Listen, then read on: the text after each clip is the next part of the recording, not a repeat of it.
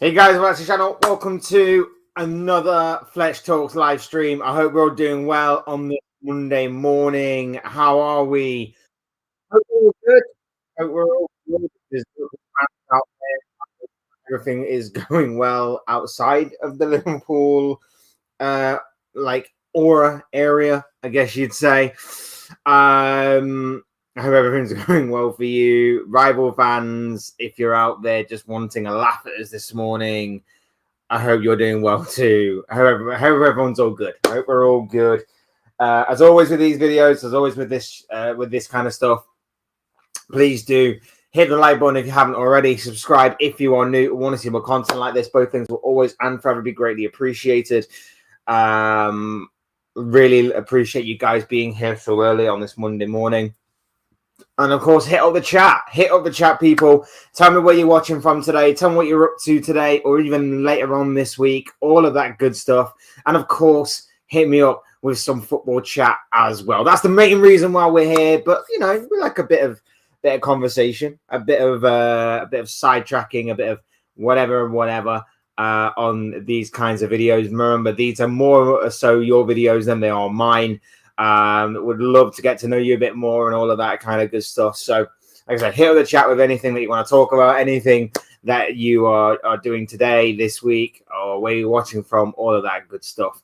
And like I say, let's talk mainly some football. And mainly, we are obviously going to be talking about this very explosive, very nuclear Mohammed Salah situation. It has really blown up since he dropped that interview in the aftermath of Liverpool's 3-3 draw with Leeds United on Sunday. And I think it blown up more simply for the reason that, with all due respect to Crystal Palace and Fulham and Brighton and West Ham, Super Sunday wasn't, with all due respect again, I can't stress that enough, not exactly Super Sunday. And I think it blown up because it really has stolen the spotlight and overshadowed everything over the course of the past 48 hours or so. So, like, we're not even talking about how poor Liverpool were. We're not even talking about how Liverpool lost a 2-goal lead to, of all teams, Leeds United, and ended up drawing 3-3. We should be here talking about that. We should be here talking about another couple of points dropped for Chelsea. We should be talking about City closing the gap on Arsenal. Arsenal losing to what was an incredible performance by Aston Villa. But instead, the one thing that has overshadowed this entire weekend's round of Premier League fixtures hasn't even been anything to do with like VAR or the PGMOL or anything like that. It has been Mohammed Salah's very explosive comments that he made after Liverpool's 3-3 draw, the 6-goal thriller at Ellen Road this past Saturday, in which he basically let out all of his frustrations, all of his anger, and said it how he felt it. And what obviously we got from that is, well, I did a video on it yesterday. You guys can go back and check that out if you wish. Would really appreciate that. But basically, to sum up what he said, he wasn't saying he wanted to leave the club. He wasn't saying that he wanted to go or anything along those lines. The main frustrations for him seem to mainly rely on the breakdown between him and the manager, the breakdown of the relationship between him and the manager. There's no communication, and that's a common thread, by the way. There is a bit of a common thread as to certain things that the manager hasn't exactly communicated on with either current or ex-players on. So we'll get onto that a little bit later on in the video as well. But there's that side of things which he is frustrated about.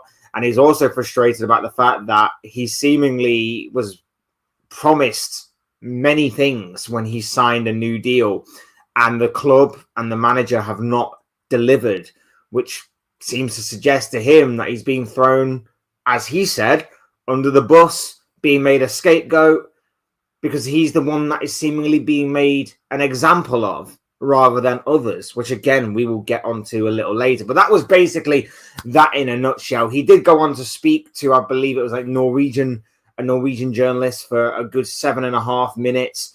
Various quotes are flying around of that interview, but those are the two main points for me that I picked up on. Like, out of everything, it mainly stemmed from the frustration of a breakdown of communication with the manager, and of course, talking about how he's the one that is being made an example of.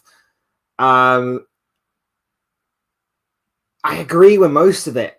I'm not gonna lie to you. Like, don't get me wrong. I don't necessarily agree with it all being aired out in public, but I understand that players do reach certain breaking points, and I do understand that, you know, for someone who's been an excellent servant to the club, even when we weren't great, to obviously winning many a trophy over the past several years and over the course of his stay here. I understand the frustration aspect. I don't necessarily agree with it being aired out in public, but again, it's like I said yesterday, sometimes in order to get a team to where you want, you need to obviously change something. And let's be real, Jamie Carragher wanted Mo Salah to talk. He wanted Mo Salah to say something. He could have done what basically Van Dijk's done, give the basic PR answers with a little bit of an edge towards certain pundits and certain ex-players that have obviously tried to stick the needle in Liverpool this season, such as a Wayne Rooney, for example. But for the most part, it's been very PR and very media trained from Virgil van Dijk. Others that have obviously taken to interviews post-game and stuff like that have obviously done similar things. What doesn't help Salah's case is the fact that Dominic Szoboszlai, basically an hour before Salah said what he said, was out there stating that certain things need to be kept behind closed doors, certain things need to be kept in a dressing room, that kind of thing. And then Salah goes and does what he does. It was sort of like, oh, Salah didn't quite get the memo there, that kind of thing. But the only aspect that I really disagree with from Mo Salah on what he said is the fact that he seemed to believe that he had a God-given right to basically be starting pretty much, or maybe not, maybe he didn't mean it like the way he sounded, but it sounded like he was stating that after everything he's done for the club, he kind of deserves his place. He's basically awarded his place in the starting 11 on merit and reputation rather than on reputation rather than merit. And that's the one aspect that I disagree with. I don't want anybody at my football club, regardless of your pay, regardless of your reputation, to basically demand that you start. You're not bigger than the club. You're not bigger than the starting 11. You're not bigger than everybody else at the club, even though you may be on a higher pay grade, even though you may be a big cog in the machine, so to speak. You are not given that God-given right to be starting every single game purely based on what you have done with the club. Now, I'm a Liverpool fan that has said that he should be dropped, but there has to be communication. There has to be communication as to why he's being dropped. Salah needs to understand why he's being dropped so that either he can go away and go, right, I'm going to give you a reason why I'm undroppable. I'm going to go on there whenever I get my minutes and I'm going to prove to you again why I am still the guy, the main man. But it doesn't seem like Arne Slot has given him that communication, which is hence why the relationship's broken down. Further proof of that, Cody Gakpo, Ibrahima Konate. Both of them have been so poor this season. I can only think of maybe 1 or 2 games where both players have actually turned up, but yet they play every single game. They're basically on the pitch for the majority of minutes. Konate is not on the pitch for certain minutes because Slot does the same thing over and over again, which is if we need a goal, come the 60th, 70th minute, somewhere between then and there, he decides to take off Konate and throw Chiesa on and put Gravenberch into centre-back. So how are we sat here saying, like, oh, Salah shouldn't be doing this, when, in my opinion, he's got a right to be frustrated. He's got a right to be annoyed, because he's the only one that has seemingly been dropped out of the entire forward line. Isak and Ekatike rotate because the manager can't figure out a way to play them both. Florian Wirtz is playing he's playing right the way across the forward line, whether it's left, right, centre, or even up front. Gakpo's the only one. Gakpo is the only one that is seemingly undroppable right now. And I don't understand why that is, because surely nobody could play worse than what Cody Gakpo is playing right now. Which is why I keep saying, throw Chiesa on there, because Chiesa gives 120% every single time he's on the pitch. He maximizes his minutes. Throw Rio Engamora on there. He can't do any worse. I know he's a kid, but at the same time, if he's good enough to play, he's good enough to play. Put him on. At least then I can turn around and go, you know what? At least Slot's trying something different.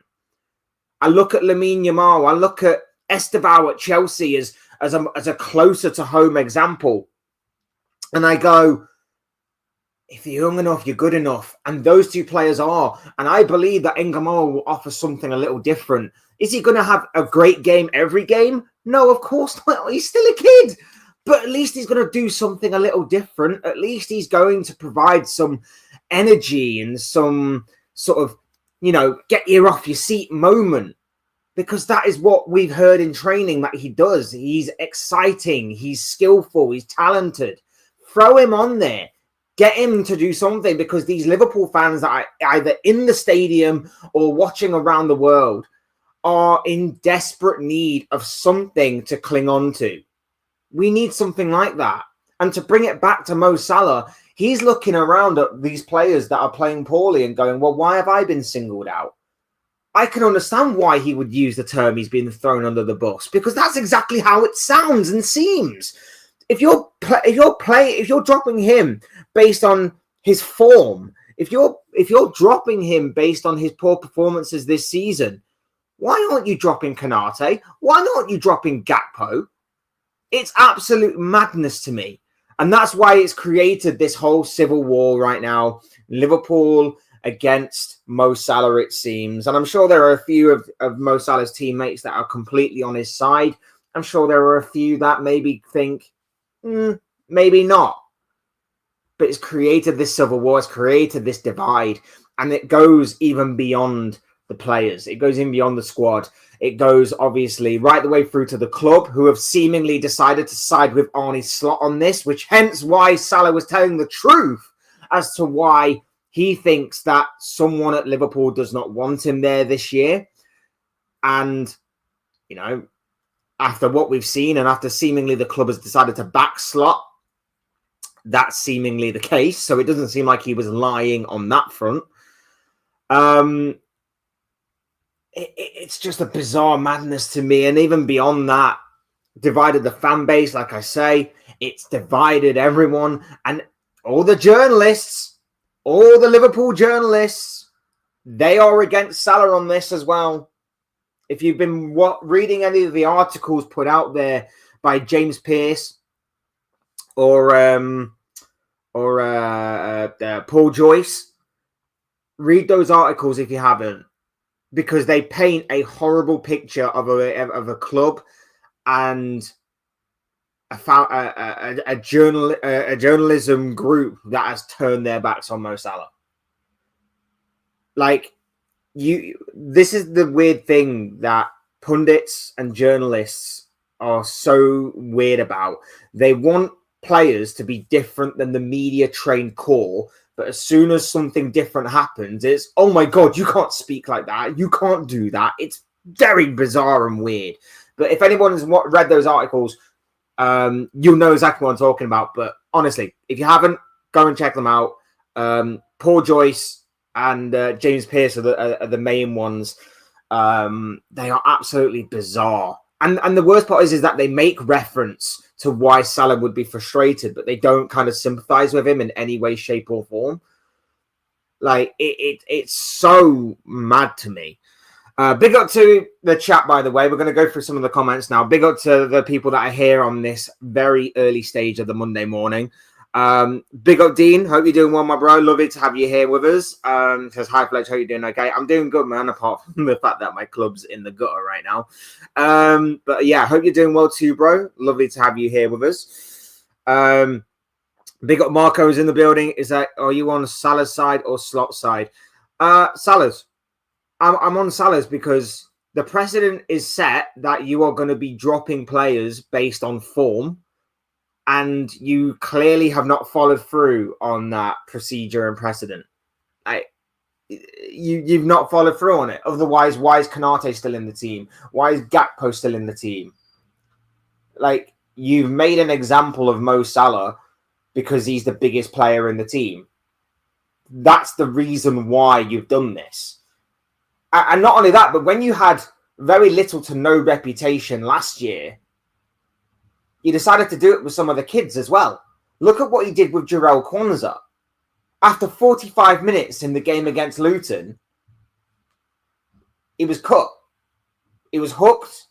And we barely saw him for the remainder of that season. So he tried it with the kids. He did it with Harvey Elliott as well.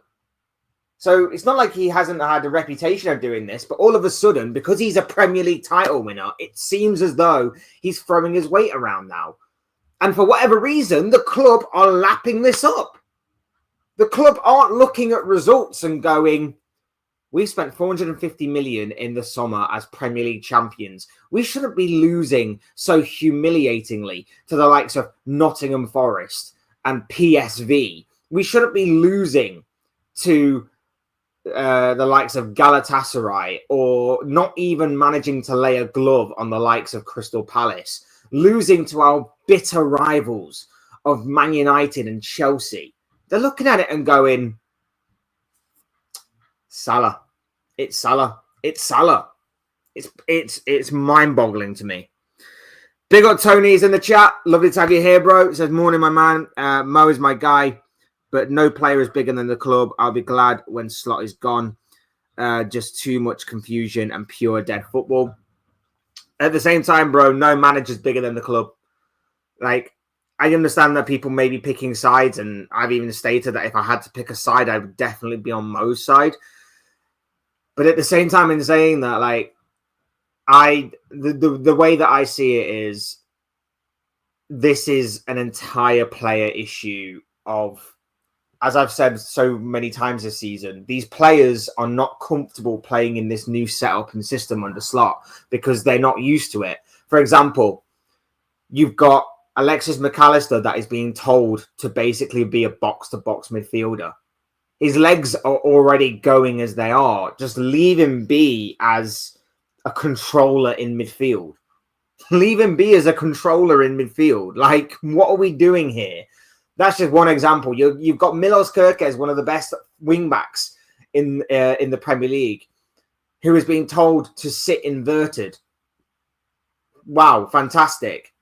You've got Mo Salah, who's being told to stay on the touchline, whilst an inverted fullback, whoever that may be in Joe Gomez or Connor Bradley, is being told to invert to get closer to the goal than your main goal scorer. Like, all of these things are just combining to just not make any sense whatsoever. And yet Mo Salah's sat there going, you think I'm playing bad when you've got everybody else, with the exception of one or two players, playing bad? Because your tactics and your setup are completely wrong. But you're making an example out of me to make it seem like it's my fault. Again, at the age that he's at, I'm sure Mo Salah wouldn't mind the occasional... Well, no one likes to be sat on the bench, but you know what I mean. I'm sure that he understands and is realistic enough to know that sitting out or being on the bench for 1 or 2 games, or starting out on the bench for 1 or 2 games here and there, is probably going to help his career in the long run. It's probably going to help him in the long run. But at the same time, in saying that, when there's no communication there as to why he hasn't started on the pitch for 3 games in a row, it's bizarre to me.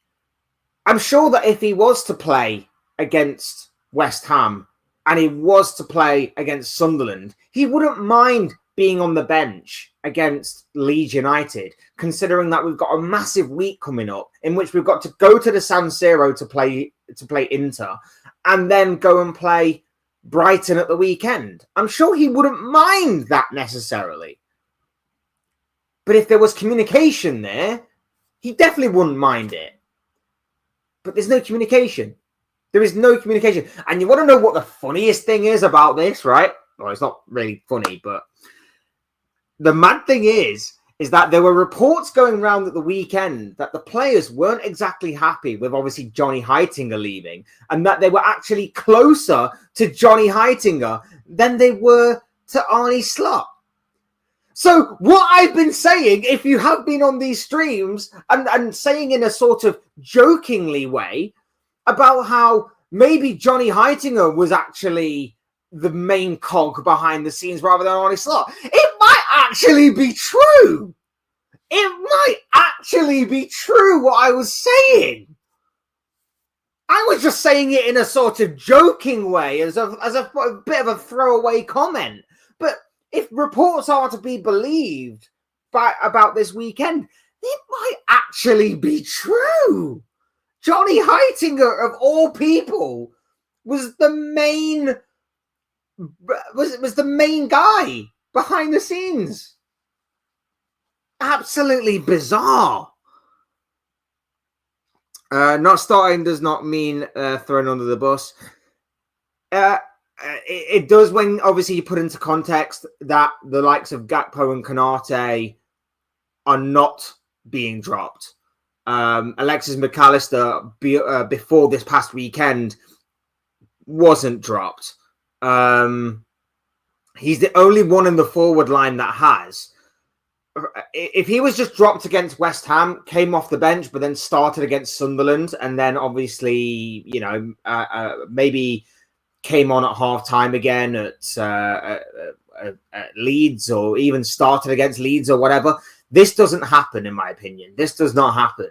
But yet, it has, because he's decided to bench him for 3 games. We were in desperate need of killing the game off against Leeds on Saturday, and we didn't. Salah would have been the perfect player to put on, in my opinion, especially as Leeds were pushing forward, needed a goal. We could have thrown on Salah as a countermeasure. But no, he decides to keep him off the field. To prove to you again that there is no repercussion for or no incentive to play well in this team right now. Look at what happened on Wednesday. Cody Gakpo has a nightmare of a game. He was absolutely a bit even worse by this season's own standards of Cody Gakpo, right? Cody Gakpo was awful on Wednesday against Sunderland. He gets hooked at half time. Salah goes in his place, and Salah at least tries. It wasn't like his most amazing game, but at least he tried to do something more than what Gakpo was doing. Because right now, Gakpo, every time we go forward and we give the ball to Gakpo, he is an absolute killer in the fact that he kills all of our attacks.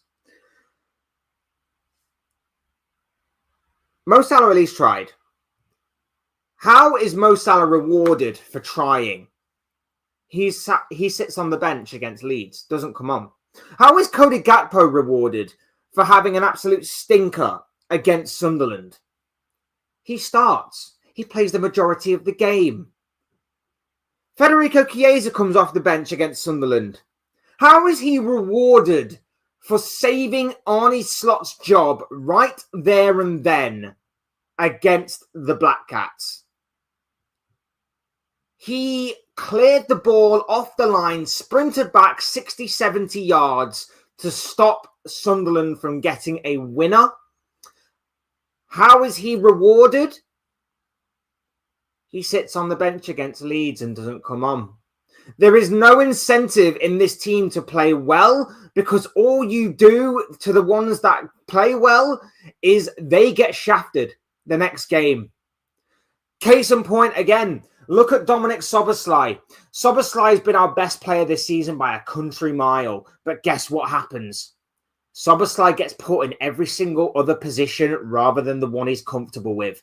You need me at right back, I'll play at right back. You need me right wing, I'll play right wing. You need me left wing, I'll play left wing. You need me as a 10, I'll play as a 10. You need me as an 8, I'll play as an 8. Szoboszlai plays it and does it well each and every single freaking game. He's been our best player this season. Another case in point, Hugo Ekitike, our best signing of the summer. He plays amazingly well. Near enough every single game. May not get the goals or assists to show for it, but he, on Saturday especially, absolutely balling out. Gets a couple of goals. What do you think the reward is going to be for Hugo Ekitike getting a couple of goals on Saturday against Leeds? Do you think he's going to be starting at the San Siro on Wednesday? No. No. Isak will play because it's the row your boat rotation that Arne Slot likes to put on these two. He can't play them together. God forbid he play them together.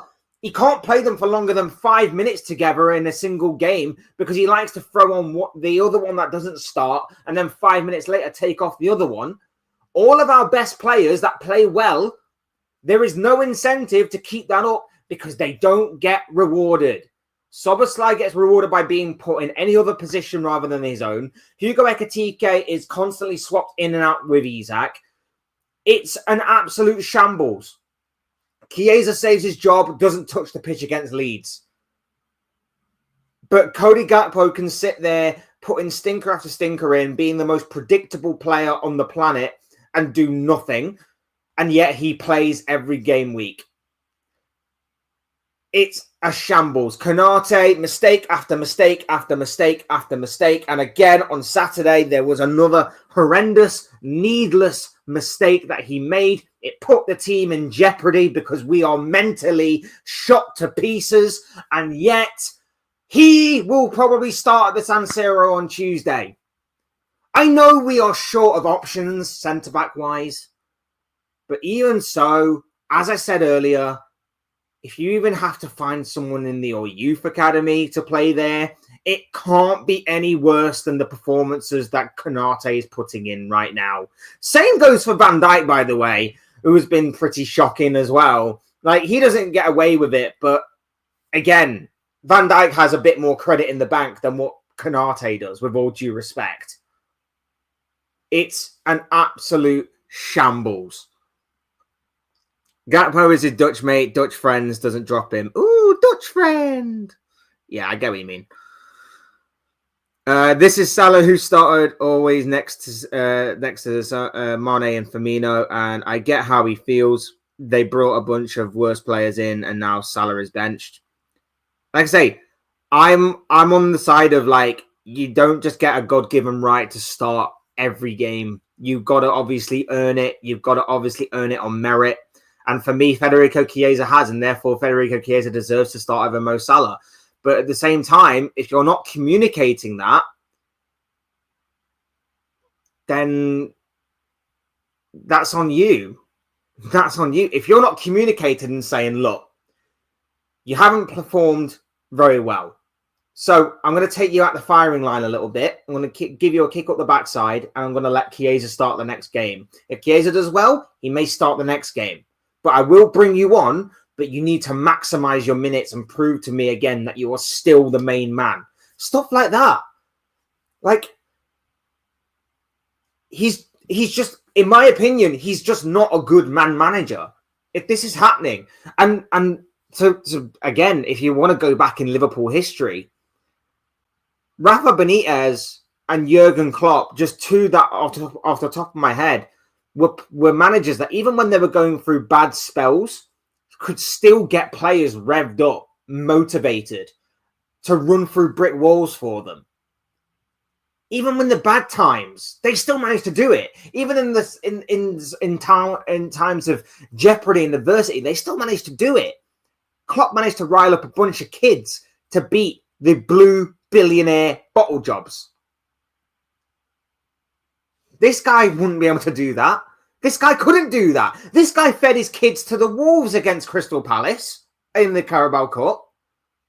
He couldn't do that. He can't do that. He's not a good man manager. Tactically, he may be fine. He may be a fine tactical manager, as proven last year, not so much this year. But as a man manager, he's not good. He's really not good.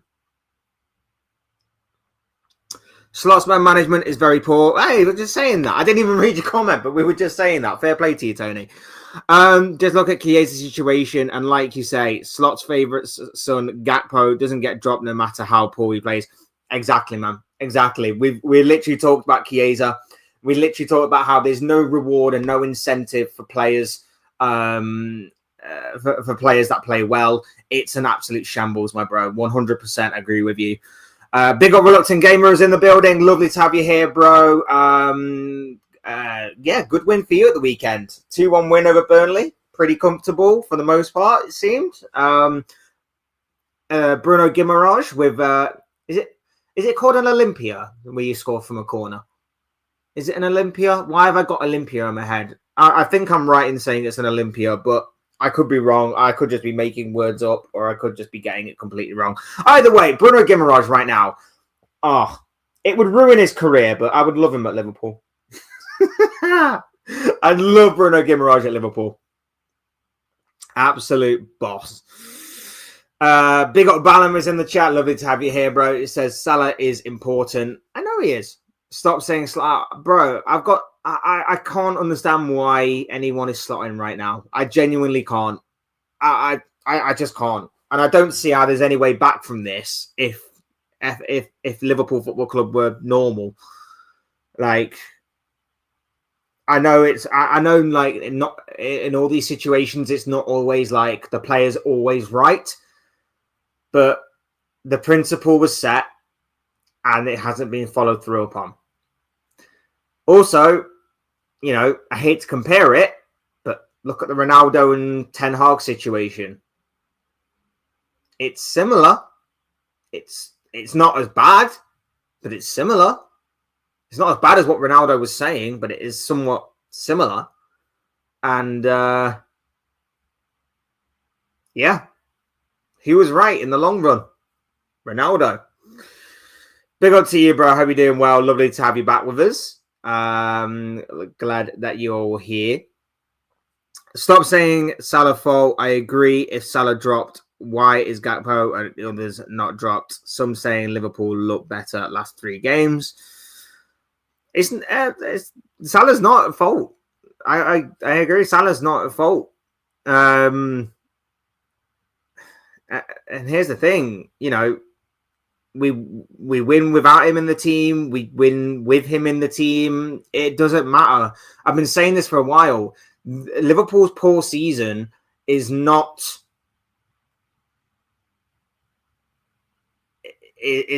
to do with 1 or 2 players or scapegoating 1 or 2 players. This has all the makings of a poor team, a team that is underwhelming, underperforming. It's not to do with 1 or 2 players, because it doesn't matter who we drop. We may look good in 1 or 2 games here and there, but for the most part, it's up and down. It's a yo-yo of a season. It's just hit and miss. So it doesn't necessarily matter who we drop, but at the same time, if you're going to set the principle that there's going to be rotation, there's lots of big games coming up, fitness needs to be taken into account, and not only that, but poor form, and we need to reward those that are in good form. Well, you're clearly not following through on that, because when you said it was good poor, when you said it was about rotation against West Ham, well, why hasn't Gakpo been rotated, and yet he's played a lot of minutes? And I'm sorry to keep using Gakpo, but Gakpo is the main one. Do you see Liverpool getting Crystal Palace away in the FA Cup draw today?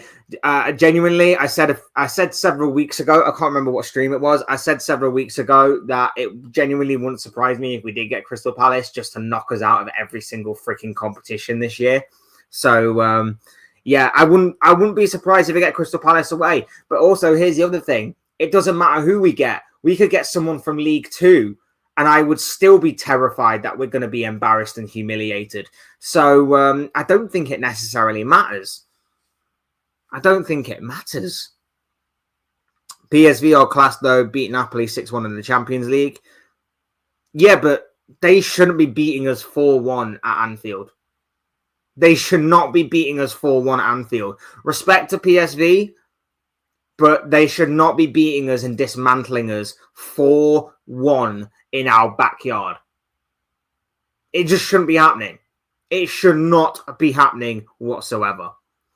Mark Gay needs to arrive. Look, as much as obviously we need to strengthen in the centre-back position, Mark Gay, he's probably looking back on this past summer and going, wow, I dodged a massive bullet. And not only that as well, I don't think it really matters who we bring in at this point because Slot's not changing his ways. Slot's not adapting. Slot's not being flexible with his tactical approach.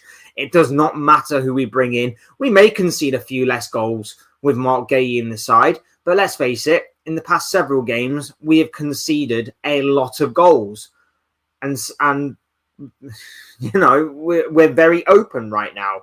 Gay may stop certain moments, and he probably is obviously going to be better than Konate and maybe not make as many mistakes as Konate, but he's not like singularly going to turn things around for Liverpool.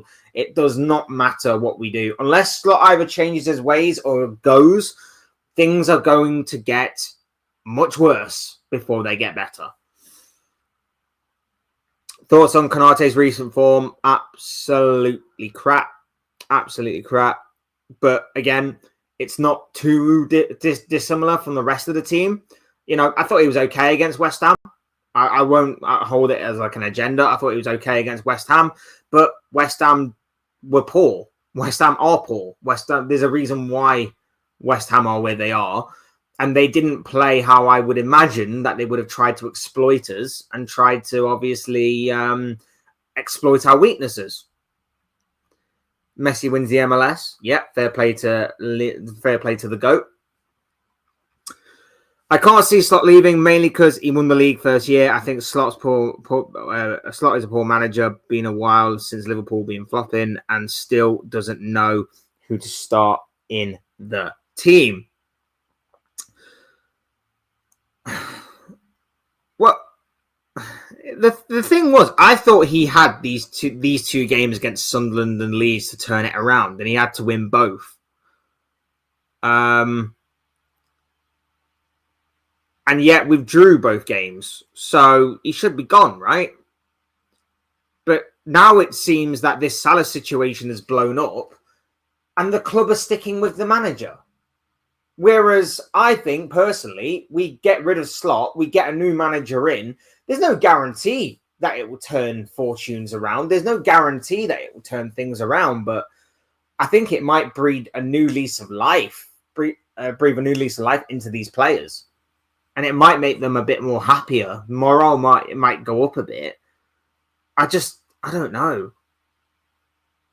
I don't know, man. 8th of December, I think you'll reach 1,000 past January now. Did you see Salah quotes on comparing Harry Kane in the media when he was not scoring for a little while? Yeah, big up, bro. Appreciate that. And like I say, hit the like button and subscribe if you are new, guys. Really appreciate that from each and every single one of you. The love and support shown cannot be underestimated how much I love and appreciate it. So I appreciate each and every single one of you, and big up to you all for being here on this Monday morning. Yeah, I put out a video yesterday in which I said certain comments and certain quotes from Salah's interview. And the Harry Kane one, I think he was over-exaggerating. A lot of people seem to think that Kane didn't go about 10 games without scoring. But I know that obviously Harry Kane did go through certain droughts in his career in front of goal.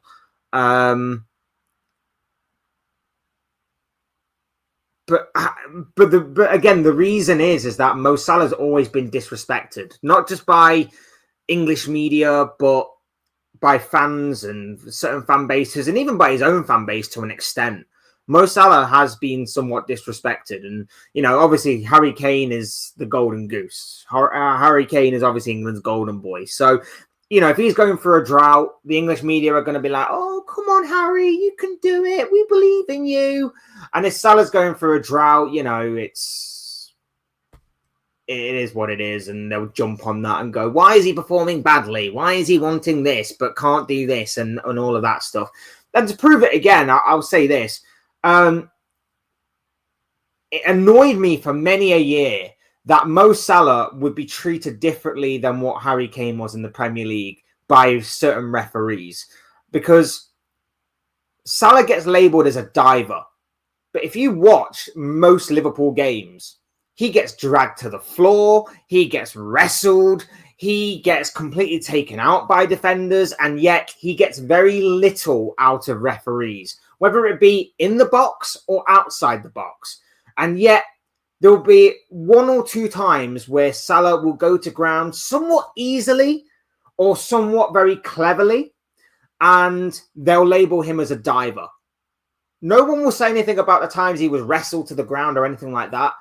They will say only something when he cleverly wins a penalty, or it's a soft penalty, but it's somewhat of a penalty. But yet Harry Kane will do it, and it's very clever from Kane. Oh, it's absolute genius from Kane. Oh, love it from Harry Kane.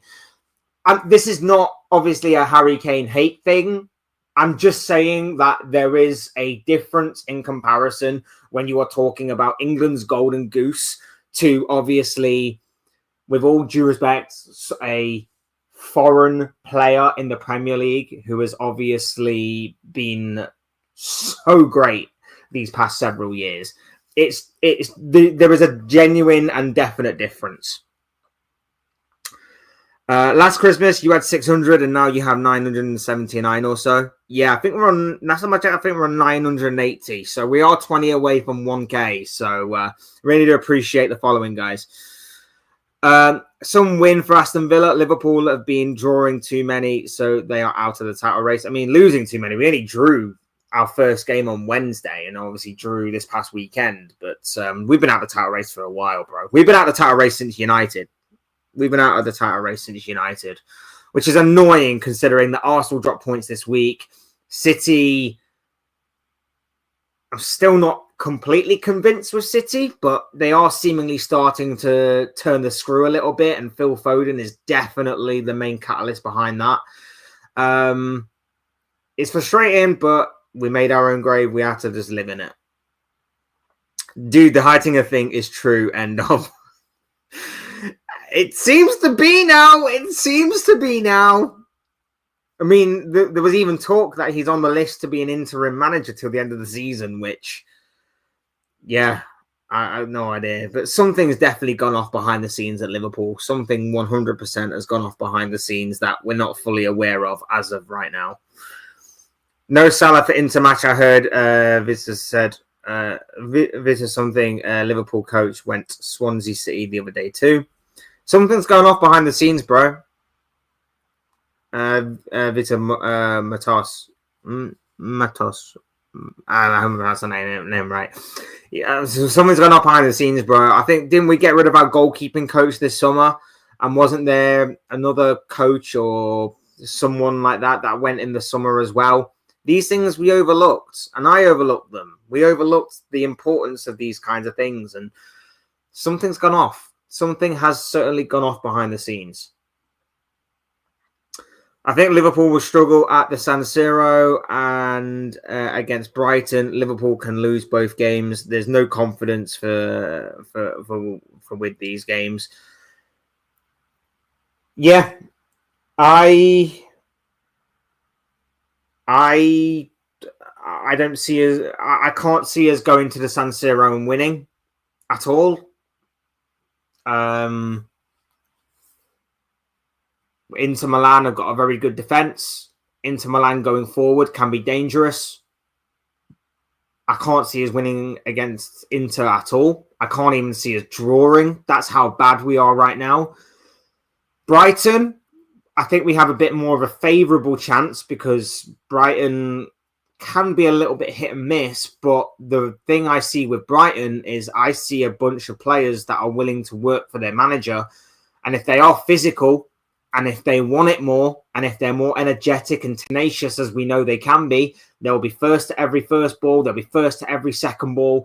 Our midfield will be sluggish and slow, and they will get the better of us. So I can't see us winning both games either. I've got to be honest with you.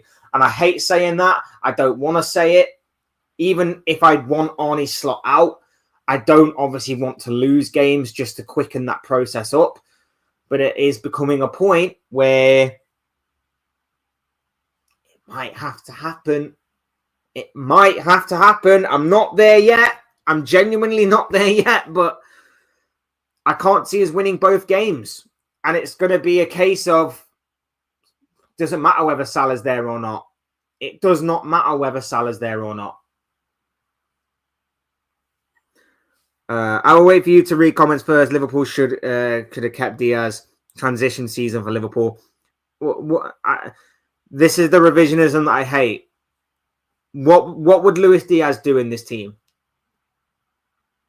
Again, he might be a little bit better than what Cody Gakpo is doing, but the Luis Diaz that we're seeing at Bayern Munich right now is nothing compared to what Luis Diaz was like at Liverpool because he's so much better. He's so much better at Bayern than what he was ever at Liverpool right now. Because with all due respect, he's in a less competitive league, with all due respect to the Bundesliga. He's in a less competitive league. He's in a better team. He's got one of the best strikers in the world playing alongside him, as well as one of the best wingers in world football right now in Michael Olise playing alongside him. Like, this whole revisionism on Luis Diaz, he should have stayed. I agree. He probably should have stayed over Cody Gakpo right now. Right now, I can look back and go, you know what? Maybe we did get rid of the wrong winger. But it's not like he's going to be performing in this Liverpool team to anywhere near the level that he's performing with Bayern right now. It's just not happening, bro. Federico Chiesa is a good player, being a squad player for a season now. He deserves so much better. He deserves so much better. San Siro game is already Tuesday. Oh, is it? Did I say Wednesday? It might be Tuesday. I've completely lost track of my days. I'm not going to lie to you. Row your boat. Flash is singing nursery rhymes on live. Yeah, I've kind of got it stuck in my head from my daughter. So, yeah. She likes it. She enjoys it. She makes it. She wants it all the time. So, yeah, she wants that song all the time. Absolutely loves it. Inter are so decent, I don't see Liverpool getting a result. Neither do I, bro. Neither do I. You've got a Inter defense, which is going to be strong. So it means that Liverpool are going to have the majority of possession between Van Dijk, Konate, Alisson. You know, those three playing triangles in their own penalty box. Occasionally playing it out wide to the fullbacks before playing it back to the goalkeeper. And then eventually we look long. And then we lose the ball, we lose possession, and then one pass from Inter and they're through on goal. That is exactly the carbon copy blueprint that haunts Liverpool each and every single game. It's absolutely abysmal, absolutely terrible. Ideally, Konate needs to be replaced with Mark Gahey, yet they don't sign him this summer. I'd take anyone at this point. Surely we have someone in our academy. I'd take Nat Phillips back at this point. I'd take Nat Phillips back. Firmino leave, Mane leave, but Salah stayed. Will Salah get the plane back from AFCON to England, or will he go to Saudi? If Slot goes, he comes back. I think if Slot stays, he goes. I've just got a horrible feeling. But here's the thing as well that is so dumb from the club. Here's the thing that's so stupid from Liverpool as a club, right? Saudi are willing to pay 75 to 100 million reportedly for Mo Salah, right? Let's just say that's the kind of figure they're looking at. This is so stupid what has happened right now with Liverpool Football Club in terms of, damaging one of your prized assets. Because he's only got 1.5 years left on his current deal. Saudi were probably willing to pay a lot of money to sign him. And now they can sit back and go, well, we've got the upper hand here. You've decided to have one of your best ever players, probably the best player of this generation, the best player that in Liverpool Football Club history in the Premier League. You decided to toss him aside, absolutely ridicule him, make him a scapegoat, humiliate and embarrass him. And yet you think we're going to be paying 100 million or so just to sign him a year and a half early? No. You either take 40 million or we'll just wait for a year and a half. You'll have to deal with an unhappy player that doesn't want to be there, if obviously that is the case. I still think he wants to be there. I just don't think he wants to play under Slot. He won't want to be there because of the manager. You either take 40 million offers in January or we wait for a year and a half, because in a year and a half, his value to our league is still going to be up there because he's got a massive following, because the league in Saudi is still poor, that he would probably be one of the best players to play there, and still, even at the age of 34 going on 35. It's so dumb from us. It really, really is. If we want to sell him, why would we loosen our strong position and go, yeah, we're going to choose Slot over Salah in this situation because, we believe in Slot? It's just bizarre. Reminder, Salah is going to AFCON, is in the near future, happy with the World Cup England group. In my opinion, he's probably not going to play against Inter. He's probably not going to play against Brighton. He should probably go there now. He should probably have a week's vacation or whatever just to clear his head and focus on AFCON, because that's the one thing that's eluded him. And if he was to actually go and win it, I don't know if Egypt are one of the favourites to win it. I don't know. I don't really follow African football, with all due respect. But if he can somehow manage to inspire Egypt to win, which I have had a theory for a while that Salah's been saving his best performances for AFCON. But as well as that, of course, Slot's not been playing him to the best of his ability. Fair play. But he should probably go now, because he's not going to be playing against Inter with what's happened now. He probably won't be playing against Brighton either. He should just go, join up. He should go and just enjoy a week off before joining up with the Egypt squad, clear his head and just see what happens, because I don't see him playing any part against Inter. I don't see him playing any part against Brighton. Slot, the way he's managing Isak and Ekitike is poor. He chops and changes the dynamic of the attack. I completely agree. Isak's clearly not on it right now. But again, the incentive is Ekitike has better link-up play right now. It's actually scoring goals. And yet, there is no incentive for Ekitike to continue to play that way. Why? Because I would be very shocked if Ekitike starts at the San Siro against Inter. I would be very shocked if that's the case. He should start. He should definitely start against Inter. But I doubt he will. I bet Isak will start on Tuesday. I'm just saying. Thank you for welcome. Yeah, I was simply sharing my thoughts in the comments as you were speaking. Yeah, fair play to him. I will get through these comments eventually. I do ramble and I do go off tangents, as you probably know. But yeah, I will eventually get through these comments. I appreciate you all being here, by the way. I will get through to you all. Don't worry. I will get there eventually.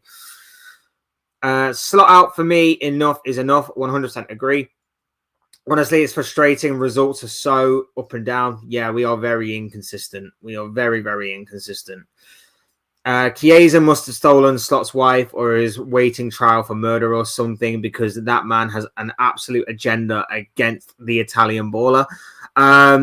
Big up, bro. I don't know how I would go about pronouncing your name. If you have a preferred name, that you would like to go by, hit up the comments and we'll go by that. But big up to you. Thank you for being here.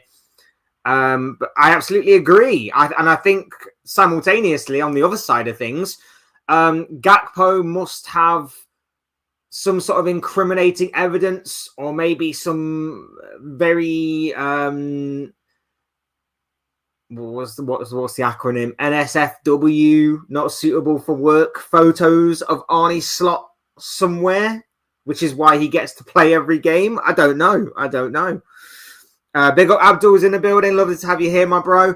Sell Salah and back Slot. We need to move on. Buy 2 centre-backs, CDMs, and 2 wingers. The thing is like, you could put anyone in this team. The way that we're playing right now, it's not good. It's not good. I don't think just buying more players and throwing more money at it changes. I think that these players are still good enough.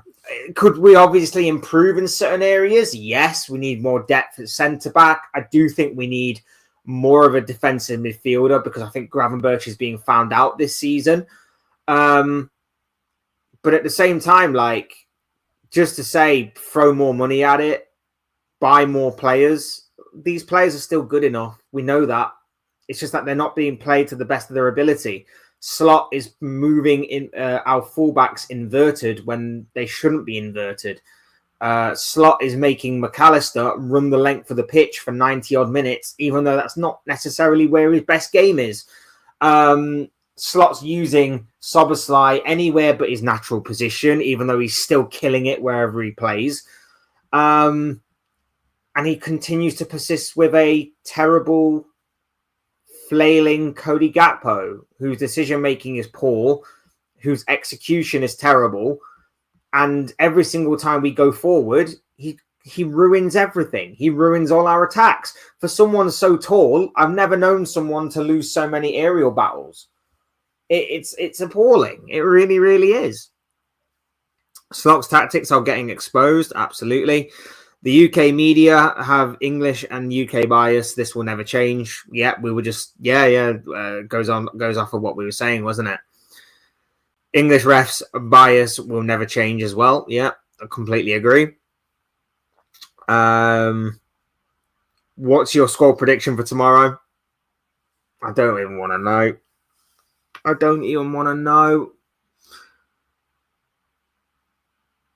I think we lose 3-1, you know. I genuinely think we lose 3-1. I think they absolutely torture us tomorrow. And the only reason why I say we score is because we probably get a Szoboszlai rocket from about 30 yards. That's the only way that I see us maybe scoring. Because I can imagine the starting lineup is probably going to be Alisson. He's got to play Bradley because Bradley's suspended for Brighton. So Bradley will play at right back. He's going to go with Konate again because why the hell not with Van Dijk. He's probably going to go Kirk. He might go Robertson tomorrow. He might go Robertson at the San Siro tomorrow and Kirkez for the weekend. He's going to go McAllister back, Szoboszlai and Gravenberch, because why would he change the midfield and try something different? He'll go Wirtz on the right, Gakpo on the left because he's his love child, and he'll go Isak up front. And to be fair, I do want to see more of Wirtz and Isak together because I want to see the partnership continue to develop. But at the same time, it's not setting the example that you need, that you play well and your reward is more minutes on the pitch. Because Ekatike, I don't know what more he has to do. He should be nailed on in that striker position right now. He should be nailed on. But he's not. Because he keeps on chopping and changing both strikers. I'm going 3-1 Inter. I really, really am. Wolves have not won in 14 Premier League games so far. Do you think they can do it tonight against Man United? If so, that would be such a new low for United. You want to know the scary thing is? You know, if it doesn't happen tonight, I can see it happening on December 27th when we take on them. I've got a horrible, horrible feeling that Wolves are going to beat us. I've got a horrible, horrible feeling that if Arne Slot is still in charge of Liverpool Football Club come December 27th, when Liverpool take on Wolves, Wolves are going to get their first win of the season. I believe would be the 18th or 19th time of asking by then this season. We are an absolute shambles. It's unbelievable. Losses against Crystal Palace 3 times, Galatasaray, Chelsea, Man United, Brentford, Forest, PSV is all unacceptable. Draw against Leeds and Sunderland is also unacceptable. We are not winning the league, FA Cup and Champions League. I completely agree. Forwards not pressing, wingers not giving service to number 9, defence is shocking, don't have a proper CDM, leaking goals for fun, and bad service and bad at set pieces. Whether they're for or against us. Although, to be fair, we have been, from what I've noticed, we have actually been connecting with our set pieces a little bit more. We have actually found Van Dijk a fair few times from our set pieces. He just hasn't been able to put them in the back of the net. And the one time that he did was wrongfully ruled out for offside. So I think we're getting better from attacking set pieces, but defending them, we are still abysmal. That is the one area where I can say maybe we actually got better in. Maybe we did actually get better at attacking set pieces. That is the one small area where I can say we're better. Still not great because we're still not converting them chances, but we're getting better at them. And that's all. That's what I wanted. But I also wanted that on top of all the other good stuff that we were doing. But we can't get both, apparently. Why isn't Gakpo, Konate, McAllister and Van Dijk not getting benched? This is the point, bro. This is the point. Salah's being made the example of when all of these other players are playing poorly. And here's the thing as well. I mentioned earlier about the media. James Pearce, Paul Joyce, all going in on Salah. Guess who also goes in on Salah? Any other pundit that talks about Liverpool. And people sit there and go, why is he being called? Why is he calling himself a scapegoat? Why does he think they're throwing him under the bus? I just don't get it. I'm like, use your eyes, people. Use your eyes. You will see why. You can see why. Because no one else is being made an example of other than Mo Salah. And Salah's not the reason. If anything, Salah is still creating chances. He's probably now our top creative player in the team. He's still creating chances. He's actually got four goals and 2 assists, I believe, this season. Or 5 goals, 2 assists, something along them lines. He's actually got those numbers this season in 13 games. So even in his poor season, he's still doing better than the likes of, I don't know, say Bukayo Saka, for example, in terms of numbers. So even in his poor season, he's still doing relatively okay for someone who's dropped off. Like, what are we doing here? Like, why are we just scapegoating one particular player just because he's a victim of his own success? Like, it needs to be looked at. And as I mentioned before with the articles were dreadful. The articles were dreadful. And as I also mentioned before that the communication side of things with the manager has clearly broken down. And this is not just the one example of this. Remember when Federico Chiesa was taken out of the Champions League squad? There was claims that he didn't know why. There was claims that he wasn't told why. That was a poor moment in terms of relationship and obviously communication. Tyler Morton, when he moved to France, I can't remember what club he's at. It's just escaped me off the top of my head. I can't remember what club Tyler Morton's at, but he's killing it over there anyway. He said that it was about trust. He said that he tried to do everything possible to make Arne Slot choose him and pick him and all of that stuff. And it didn't happen for him. And there was no real explanation as to why. And then Harvey Elliott. Harvey Elliott goes to Villa and he's asked about it. And he goes, I don't know, best ask Villa about it. There's no communication from the manager whatsoever. He's too busy partying it up in Dubai to even care about what his players are doing or how they're feeling. You've been live for an hour now. Take care, Fletch, and have a nice week. Talk soon. Big up to you, bro. Lovely to have you here with us talking football, and thanks for the contributions in the chat. Always good to talk to you, my bro. Stay safe, my dude, and we'll catch up again soon. But big up to you. Big up to Luca Talks Dons as well. Big up to you, my bro. Lovely to have you here with us. Guys, go and subscribe to Luca's channel, doing some awesome stuff over there. He is an MK Dons fan, but he's also an Arsenal fan as well. He does a lot of content in terms of vlogs to MK Dons, but he'll also talk the occasional Arsenal content as well. Either way, if you want to broaden your footballing horizons, if you want to talk more about Arsenal or just football in general, go and subscribe to Luca Talks Dons. Show some love and support to my brother. I'm sure there's something over there that you will love and enjoy. Big up to you, Luca. Hope you're doing well, my bro, even though your team lost on Saturday. I can't remember how MK Dons did, but I'm sure that I will catch up with your content later on today. I'm good, man, and I hope you are too. Really big up to yourself for joining us on this Monday morning. Yeah, Saudi Arabia, a superstar, not a reject. Yeah, absolutely. I actually rate Wolves striker Strand Larson. Hopefully, can get a brace tonight. Would be funny. Like I say, he was definitely a wanted man in the summer, mainly by Newcastle.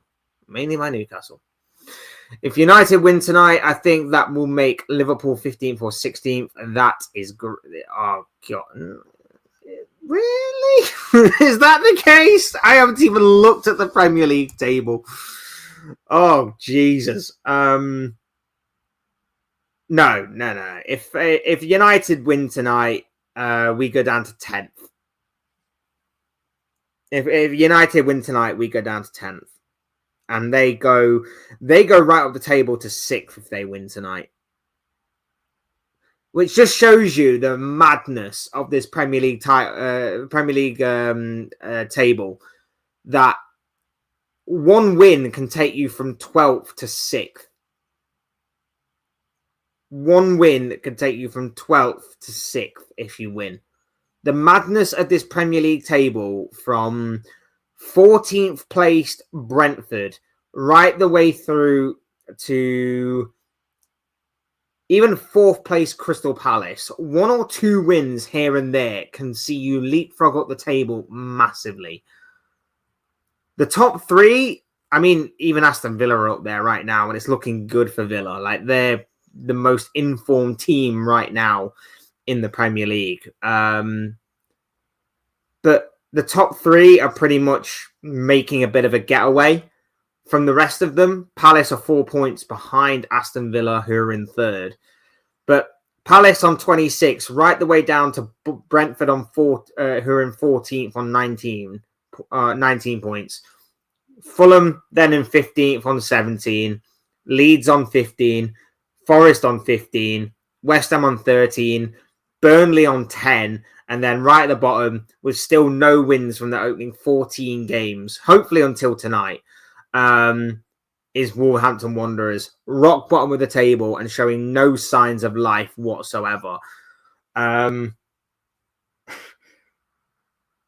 It's a madness. It's a madness that 1 or 2 wins can really catapult you up the table, and 1 or 2 losses can drag you down. It's bizarre right now.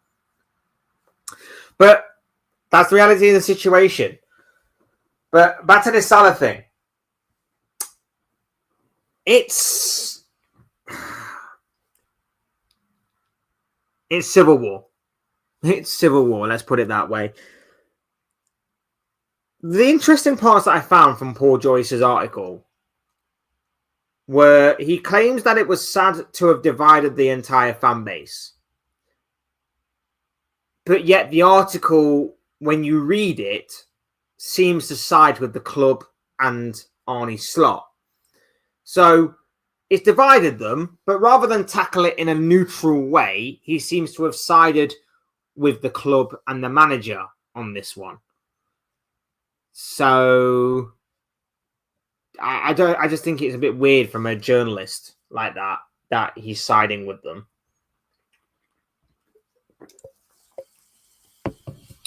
He claims that Salah said he didn't want... This was an interesting part as well. Last season, he claimed well, he didn't claim, but he basically stated that he brought back up the claim from Mo Salah that he didn't have to defend as much, because as long as he was scoring goals and as long as he was obviously creating chances, he didn't have to defend as much. And that really obviously played into Liverpool's strengths, because that meant that we had a very, very good option of a counter-attack. He also stated that Arne Slot seems to remember this differently and didn't quite back up Salah's story. So again, why wouldn't you make an example of him there? Why wouldn't you say, that's not how it was? Why are you saying that? I'm going to drop you right there and then because I need to make a statement that no one can just get away with not defending. Again, is that a breakdown of communication? Which side is lying there? And of course, Salah mentioned broken promises in his interview. He also said it's broken promises that Salah stopped scoring goals and Salah stopped creating. Salah has been creating. Salah is still one of our top goal scorers this season in a dreadful season. I think other than maybe, I think Ekitike may have more goals now, but Salah is still one of the top goal scorers this season. It's not about breaking promises from Salah's perspective. About the rest of the team not helping. And we all knew as Liverpool fans going into this season, with the signings that we made, he was never going to be the main guy. He's not the main guy anymore. He doesn't have to carry that weight of expectation on his shoulders. It's just bizarre the way that they tried to use every single angle to attack this man. Paul Joyce especially, absolutely disgraceful. Absolutely disgraceful. He also went on to state that Salah's poor season has deteriorated because of obviously the lack of goals, the lack of assists, and the lack of touches in the opposition box.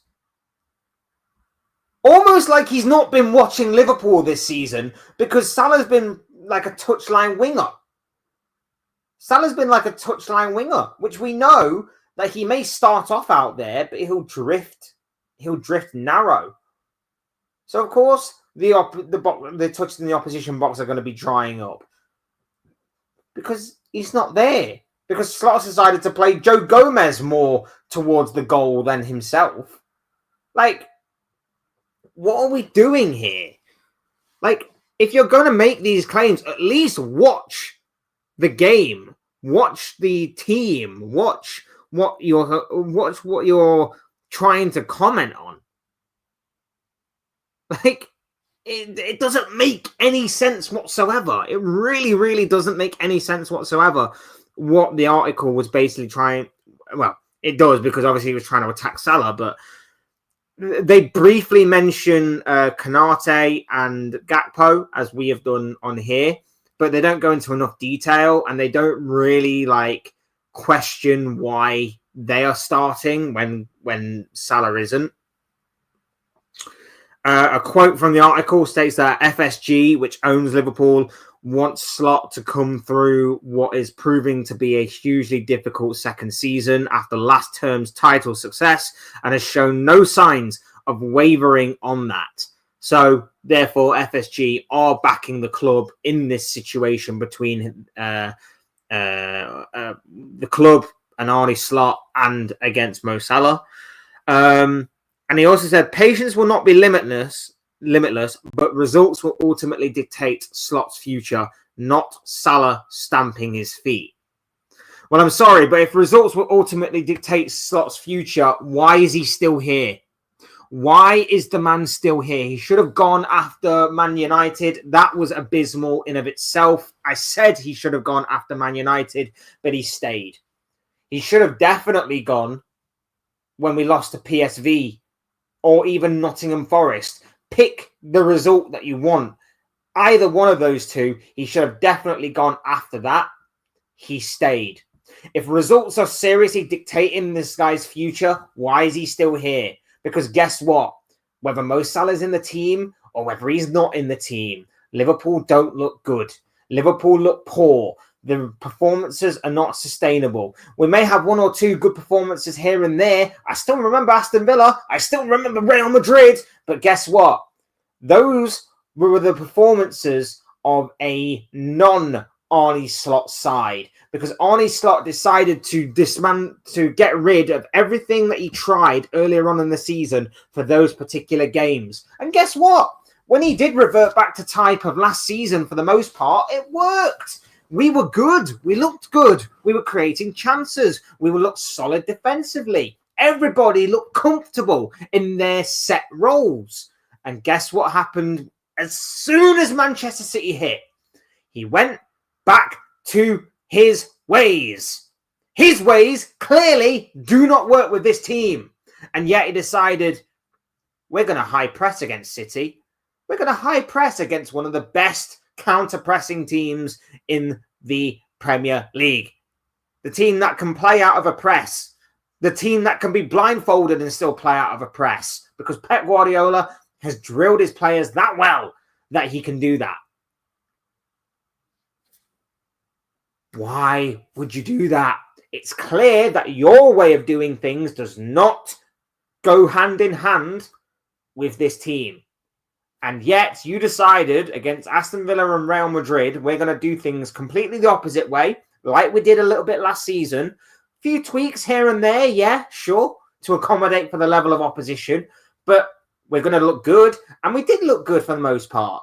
Most of it on the Aston Villa front was down to Villa being poor on the day. But for the most part, we look good. We look good. And we definitely look good against Real Madrid. But then what happened against City? Went back to doing it Arne Slot's way. What happened against Forest? Went back to doing it Arne Slot's way. What happened against PSV? Went back to doing it with Arne Slot's way. It's terrible. It's absolutely terrible. It's a joke. It's ridiculous. And the thing that scares me is that we very well could beat Inter on Tuesday. We could. It's not in the realms of possibility. If we beat Real Madrid, we could beat Inter. But it wouldn't be doing it under Arne Slot's tactics. It'll be going back to last season. It'll be going back to how we did it against Real Madrid and Villa, which is, but he basically went, right, my way of doing it, go back to how you did it last season. And he would survive because he'd get a good result against Inter. He might even do the same against Brighton. He'd probably get a couple of good results and suddenly the pressure is lifted a little bit off his shoulders by the club who look at results rather than performances. And then the game after, we got Spurs. Goes back to type again. We lose to Spurs. We probably lose to Wolves. It's a joke. It's an absolute joke. I think if United win tonight, I think that will make Liverpool 15th or 6th. Oh, sorry, I already read that one. Sorry. Yeah, we debunked that one. Just call me D2. I just don't get why Slot won't try playing Isak, Ekatike, and Chiesa together. I know Isak are capable to play left wing if needed, since he used to play back in the AIK days. Isak and Ekatike playing together, it's not the worst thing in the world. Ekatike can also play left wing, you know. Ekatike can play left wing. I wouldn't mind seeing Salah on the right, Ekatike on the left, Wirtz in the middle, and Isak up front. That is a dangerous, dangerous front four. Ekatike as well has pace and skill. Something that Gakpo lacks. Because Gakpo can't take on a man. Gakpo has one move. And he's not good at it. He has the move of, I will push the ball inside and have a shot. And he does that pretty much every single game, at every single opportunity. Ironically, I mentioned before, the one time he actually did decide to try to use the overlap was the one time he actually should have had a shot on goal, which proves his decision-making is terrible right now. Play Ekitike on the left. And here's what you get from that situation as well. Here's what you get from having those four in particular in that situation. Isak can pull out left. Wirtz can play as false 9. Wirtz can also pull out left. Ekitike can roam in the middle. He likes his link-up play. He likes to drop deep at times to get involved in the game. Salah can move inside. Salah can be more up front. Salah can play slightly more as a number 10, an inverted number 10. The interchange, the flexibility of that forward four would be immense. It would be immense. Rather than having this very rigid tactic of give the ball out wide to Salah, give the ball out wide to Gakpo, and just hope that something happens, rather than have that stupid, predictable approach, have something that is going to keep opponents on their toes and guessing. Wirtz might be through the middle one attack, but he might find himself on the left in the next. Salah may find himself wide right in one attack, but moving inverted the next. Ekitike might start out on the left, but then he might roam up front, or he might drop deep. Isak might be up front, but maybe he drops a little deeper to accommodate for Ekitike making that inverted run. Maybe Isak goes left, Florian Wirtz then roams through the middle. The interchange, the fluidity, the flexibility, all of that stuff from those four alone is enough to make me excited and want to see it. I don't know about anybody else, but the way I'm imagining it, I like it. I very, very much like it. But he doesn't want to play it. He thinks that if he plays Ekitike and Isak for longer than 5 minutes, the world is going to explode or something. He thinks that Florian Wirtz, for whatever reason, can't manage a full 90 minutes of playing on the pitch.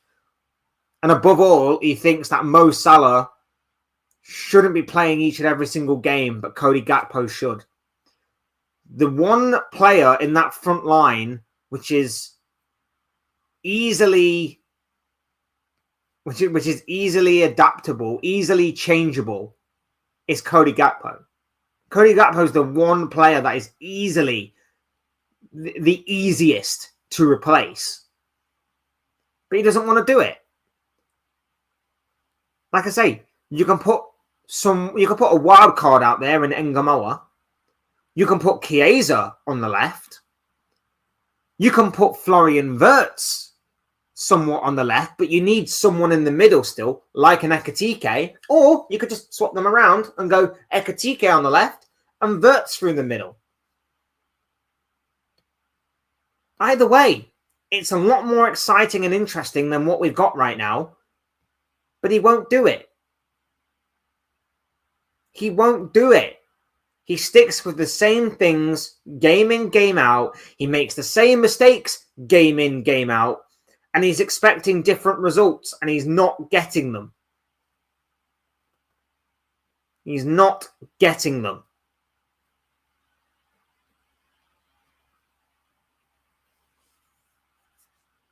But, is what it is. Can't see stop playing the next couple. Stop playing Salah in the next couple of games. It will be interesting to see. I don't think he will either. I don't think we are seeing Salah against Inter. I don't think we're seeing Salah against Brighton.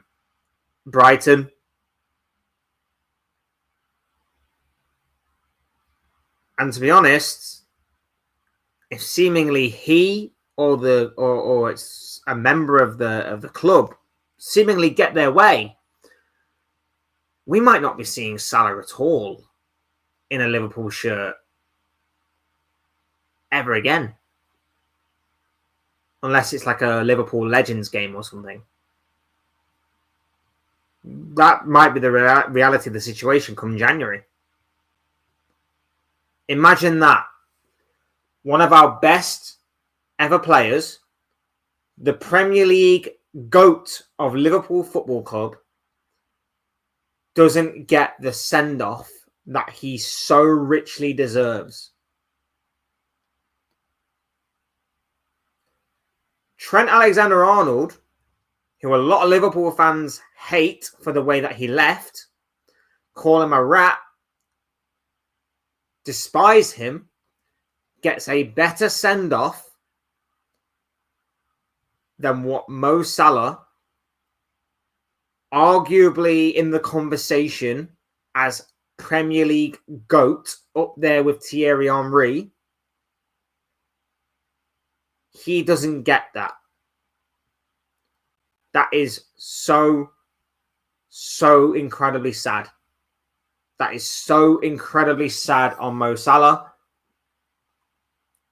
It just doesn't. It just doesn't add up. It just does not add up. Why did the club decide to give him a new contract if they didn't want him at the club? Why? Why did they give him a new deal? Why did they give him a new deal? Someone explain to me that. Why did they give him a new deal if they didn't want him at the club? And I'm not calling Salah a liar when I say that, by the way. I'm saying that let's say Salah is telling the truth. Let's say that the club did not want him. Why give him a new deal? Why spend all that time negotiating a new deal just to go, here you go, Salah, here's a new deal? Why? And I know that people will say, oh, it's because of fan backlash. And because if they didn't do it, everybody would be on their case. Well, that's where the club's got to be strong enough to make these decisions, take the fan backlash on their shoulders and go, just you wait. Just you wait, because we will be proven right in the end. Because if this is natural decline from Mo Salah, if this is Salah's complete decline, rather than us think that a new manager will get him back on track, then why didn't you see that? You're with him every day. You are monitoring him every day. It's like the Fabinho, Jordan Henderson situation all over again. They kept them a year longer than what they needed to, but didn't monitor the whole, their legs are going. If they see that, I may not be happy in the moment that you didn't re-sign Salah to a new deal, but if I was to go and see him even flop in Saudi Arabia, for example, if he was to go there and not be the same Mohammed Salah that he was at Liverpool, I could at least turn around and go, you know what? I didn't like it at the time, but this club actually made the right decision. I don't think that, by the way. I still think Mo Salah is in peak physical condition. I still think Mo Salah is mentally... I wouldn't say he's all there completely mentally after the year that's happened with, you know, one of his best friends passing away and all of that. I wouldn't say he's completely fully recovered as of right now, and you know, for obvious reasons, it's understandable as to why. But I think on a footballing level, I think he is mentally there. I think he is mentally still strong. I think he is mentally still trying to prove he's the best. It just hasn't quite clicked this season. And I think there are a number of reasons that as to why. And maybe some of them are down to Mo Salah. But I think the big ones, the majority of them, fall on the manager. The way that he's trying to play him. The way that he's not communicating, the way that everybody on that pitch, not just Mo Salah, seems confused about what their roles are. Because one week they're being told to play the role that they're comfortable with, and the next game they're being told to play a completely different role that they're not suited to. I think if you read between the lines and you actually see the bigger picture, it falls on the manager. I think it genuinely does. I don't understand how anyone cannot see this. But it's Mo Salah versus the world.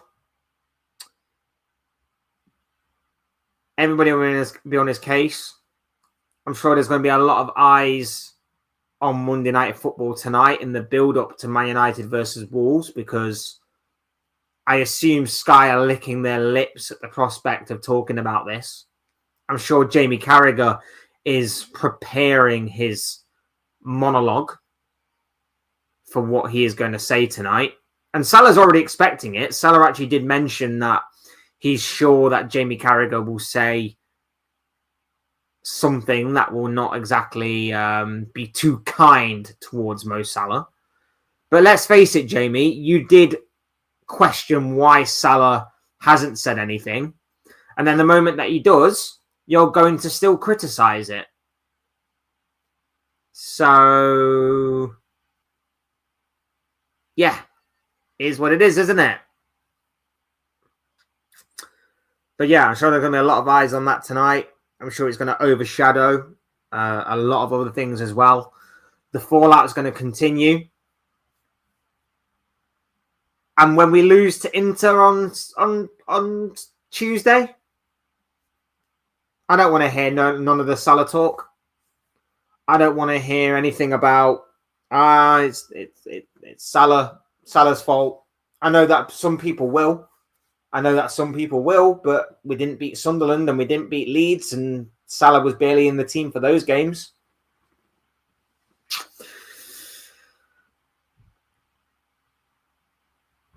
So, yeah.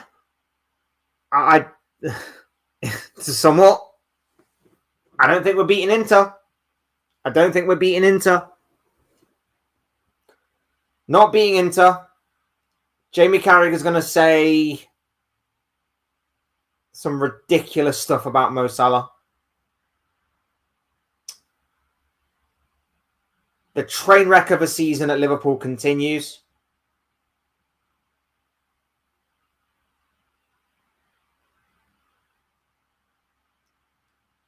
And that's all she wrote. And nothing changes. Nothing changes until, at the very least, Arne Slot is removed from his position as head coach. Nothing changes. It's an utter shambles. Big up Niche fan is in the building. That Man United ascendancy didn't last very long, did it, bro? I'm joking, bro. It's good to have you here. Good luck to you tonight. I don't obviously mean that. I hope Wolves get their first win of the season against you. Because it's better to be you than it will be us in a couple of weeks' time. So, yeah. Slot has utterly disrespected one of the Prem's greatest players. The club is in free fall. I have you finishing 14th at best. Is that us finishing 14th with Slot staying as manager? Because I believe that we will finish higher. I think even with Slot staying, I still think we finish higher. Not by much, but I still think we do. But if Slot obviously goes, then I think we could potentially finish a lot higher than 14th. So I'm assuming you're assuming Slot stays in that scenario, because I genuinely think that a new manager or an interim manager probably gives us enough momentum and enough motivation to at least get to the end of the season with a more respectable finish than what we are in right now. So we shall see. Who comes in as Slot goes? Anyone. anyone other than Ange Postecoglou, and I'll be happy. No. Well, the rumours and rumblings is that Liverpool are wanting Julian Nagelsmann, but Nagelsmann won't come in until after the World Cup, which is understandable. So it probably means that Liverpool are probably going to have to go down, if they are truly set on Nagelsmann, and they definitely think that they can get him in the summer of 2026 after the World Cup.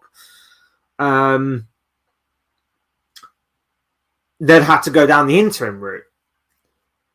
Now, the interim route, if you want someone maybe to steady the ship, maybe get the players back on side, maybe bridge the gap between the fans and the club, there's only one name. There's only one name that will galvanize the fans and the squad together. Someone who they have utmost respect for. Someone who is legendary. And that's Steven Gerrard. And I'm not exactly massively keen on that happening. I'm not normally a fan of interim managers. They're a bit like loan players. You should never fall in love with an interim manager. No matter how good they do, you should never fall in love with an interim manager. It very rarely works out. I'm sure there have been cases in the past where they've been successful and they've gone on to have sustained success or whatever. But it very rarely does work out, interim managers. But if you need someone to steady the ship, someone that the players are going to have much more respect for, someone to galvanize the team, the squad, the fan base, bridge the gap that is seemingly being created, divided between the club and the fan base, Gerrard is the way to go in that aspect. That is the likelihood. That Gerrard, as an interim manager till the end of the season, steadies things. And I'm not personally a massive fan of that, because obviously from his time at Aston Villa. But I could see it happening as an easy alternative. An easy alternative. Because part of the reason why I also think he's here is because I think the managerial market is a bit dry right now. The managerial market is pretty dry. That's part of the reason why I think Slot's not been sacked yet. He should be. Should be long gone by now. But part of the reason is because the managerial market is very dry. It's not there for everyone right now.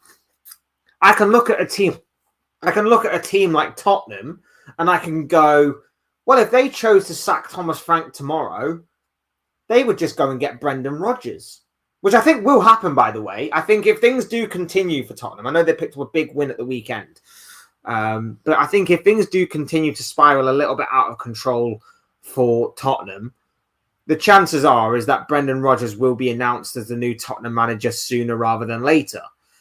But the managerial market obviously is not there for everyone. And that, in my opinion, includes Liverpool, because the two top managers that I would be going for, I like Nagelsmann, but my dream appointment would obviously be Luis Enrique. But he's obviously tied up with PSG and doing a very good job with PSG and stuff. And obviously he's looking to defend his Champions League crown as well as all the other trophies he won last season. So Luis Enrique doesn't seem like an obtainable target as for right now. But he would be my dream appointment. I would love Luis Enrique to be Liverpool manager one day. But that's not going to happen. So you look further down and you're like, well, Nagelsmann's obviously tied up right now until after the World Cup at the very least. The managerial merry-go-round after the World Cup normally does take place following a major tournament. there's not that many managers out there that stand out to me as someone who can come in, take over this team, galvanize the squad, inject them with a little bit of confidence and a morale boosting exercise, and kick on from there. There's not many people that I think can do that. At least not many people that I think can do that for a sustained and longer period of time. So you're having to roll the dice. You're having to take a gamble on someone that you want long term. But if you just go for interim right now, it can't be any worse than what it is right now. That's my kind of take on it. I can't see it getting any worse than what it is right now. I'd find it incredible if it did. Obviously, famous last words before, we're in a relegation battle for this season, but I can't see it getting any worse than what it is right now by sacking Slot and bringing in an interim. I'm not completely all for it. It wouldn't be my preferred choice, but that's the situation that we find ourselves in. So we shall see. But like I say, it does seem like the club want to venture towards Nagelsmann. I wouldn't be against that in terms of his style of play. Do I think maybe he's the right manager for the team? I don't know. But his style of play at least will be a lot more entertaining and a lot more happier than what we're seeing right now. And I feel like, I know that obviously people will instantly look at like connections with certain players and say nationality and stuff, but the way that he's balling out for Germany, that could really unlock someone like Florian Wirtz. Could really, really unlock someone like Florian Wirtz. It really, really could. And if we unlock Florian Wirtz, that could simultaneously, Ekitike could get better. Isak could find his feet again in the Premier League like he did when he was at Newcastle. If Salah's still here, maybe Salah gets back in the groove of things. Things like that. It could unlock the players that are around him, and that might be something that is really, really special. Really, really special. So you never know. You never know. I want to be against Stevie Gerrard stepping up. He's a legend, and there's also a great relationship with Salah. That's a good shout. If you saw his interview with Salah, you'll know that Gerrard has said that his own son loves Mo Salah more than his own dad. So, yeah, if you've seen that interview, you'll know that Gerrard is a massive fan of Salah. But again, it depends on what the club wants. And the club seemingly want to get rid of Salah. So this could be the end of Mo Salah at Liverpool, as the title of this stream says. But we shall see. I don't want it to be. I think he deserves a better send-off. I think he deserves to see out. Obviously, if Salah wants to go at the end of this season, we shouldn't stand in his way.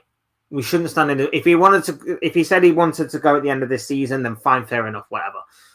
But otherwise, he should be allowed to remain at Liverpool for the remainder of his 1.5-year contract that he's currently got, and ride out into the sunset in the most respectful, nicest way possible, in terms of thank you for everything. You are the GOAT of Liverpool Football Club. You're one of the GOATs, or you're in the GOAT conversation for the Premier League. I know a lot of Arsenal fans will still point at Thierry Henry, but in my opinion, Salah is right up there in that conversation. I think it's a lot closer than what a lot of people make it out to be. Thank you. You are incredible. Go and kill it in Saudi Arabia. That's just my personal opinion on that. But I don't know, man. This club, just when I think like things can't get any worse, just when I think like this club can't get any more stranger or more baffling or more confusing, this club find a way to do it. And like I say, in this personal situation, if you were to ask me what side of the fence am I on, I'm on Salah's. I'm on Salah's side here. Like, it makes no sense. I don't agree with what he said about, his reputation should be enough to... His reputation and his years of service to the club should be enough to basically say that he deserves a God-given right to be in the team, or whatever the situation was. I don't know if like it was what he intended to say or anything like that. But that's how it kind of came across. I don't agree with that. You should be working to the bone to be the first name on the team sheet. You should be still working extremely hard, regardless of your years of service or regardless of your reputation, to be in the starting 11. No one has a God-given right, and I wouldn't want anybody to have a God-given right of starting every single game regardless.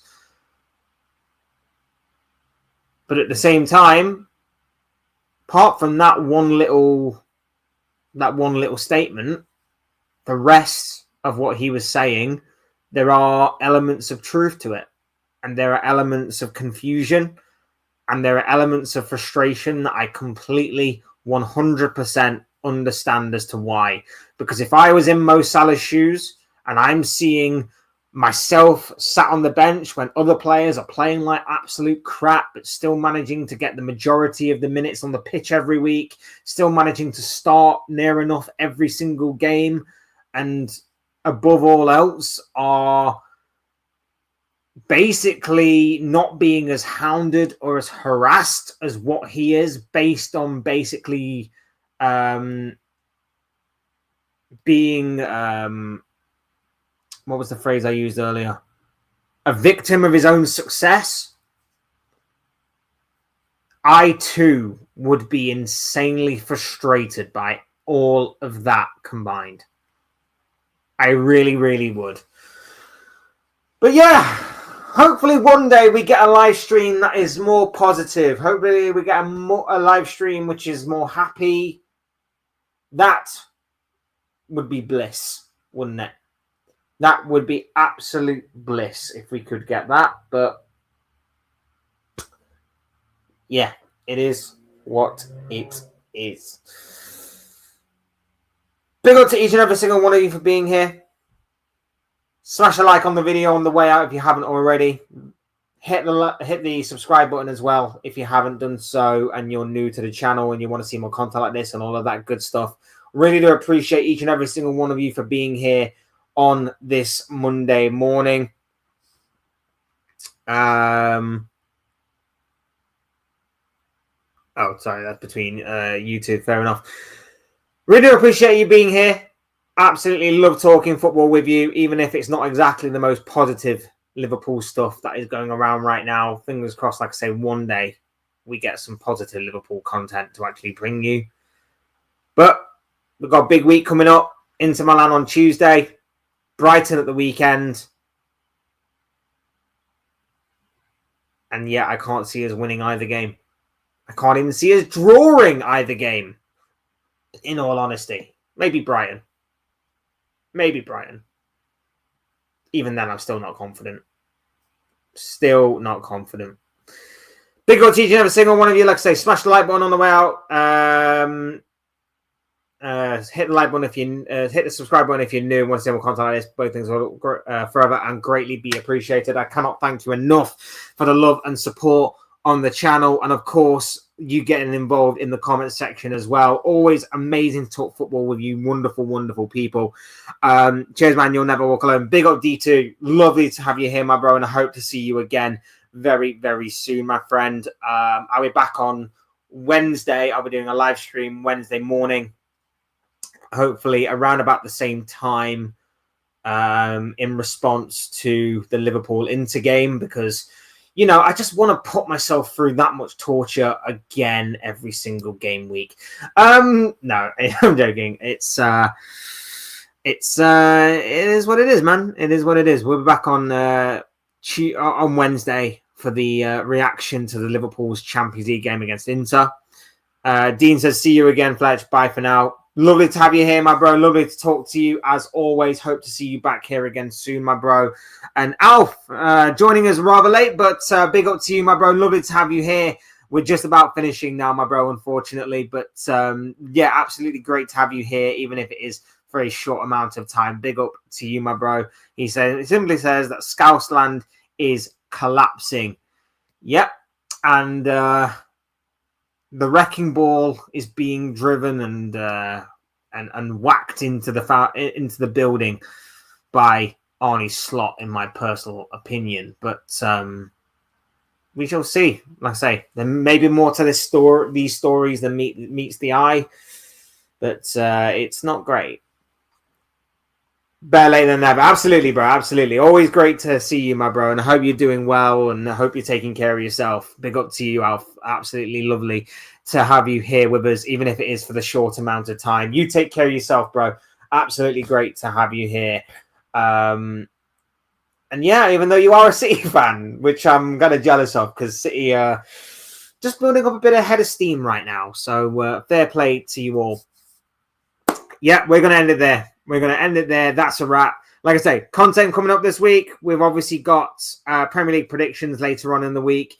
We've got the reaction to Liverpool's game against Inter Milan on Wednesday.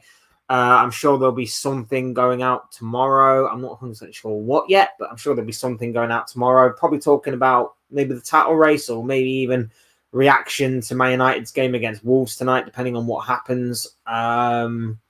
I don't know, something along them lines, I'm sure. But yes, big week, big content, all of that good stuff. So make sure you are right here, where we try our best to obviously decipher through the madness. Big up to each and every single one of you for being here. Cannot thank you enough. Thank you for getting involved in the chat. Hit the like button and subscribe if you're new. All of that good stuff. Greatly appreciated. Cannot thank you enough for the love and support. I've been Fletch. This has been another Fletch Talks live stream, and I will see you all again soon in another video or live stream or whatever it may be. Cheers, guys. Thanks for watching. Take care of yourselves. Enjoy the rest of your day. Speak to you all again very, very soon. Peace.